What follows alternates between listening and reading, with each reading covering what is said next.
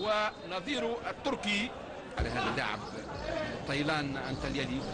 كرة تركية في منطقة شاغرة حذري، ممكن جدا ممكن جدا ممكن جدا ممكن جدا والكرة على الطعم الأيمن وهدف.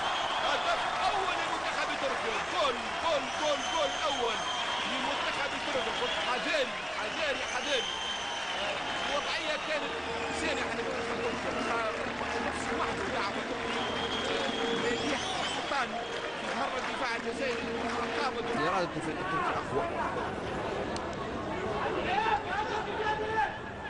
ترجع الكرة الجزائرية مرة أخرى. زال الفريق الجزائري يهاجم من أجل التعادل. ممتازة. لازم يجيب هدف هذه. لازم يجيب هدف هذه. جول جول جول جول جول.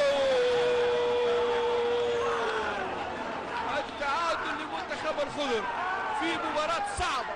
77 يتمكن الفريق الجزائري عبر فريد الملاني من تحقيق هدف جميل جدا غاية في الروعة. سلسلة من المراوغات يختمها وينهيها في شباكها الثانية والثالثة. يلزم الاحتفاظ بالكرة. أعطينا هدف الآن مش المراوغة. ضربة جزاء ضربة جزاء ضربة جزاء للمنتخب الجزائري. ممتاز هذا السيناريو ممتاز. خاسف هنا خاسف أو الخاطف الذي خطف ضربة جزاء في لحظات أخيرة من المباراة. كعب ويستعد الجزائري. يا سلام. جول جول جول جول جول. هدف ثاني للجزائر.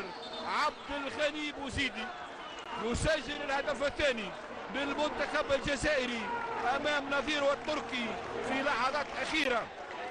لن يضيف اكثر حكم اللقاء اليار اشايف. سينهيها بعد العوده لوسط الميدان. سينهيها مؤكد. سيصفر النهايه. وهذا هدف فراع وهذه ضربه جزاء تسكن الشباك ملعوبه على يسار الحارس.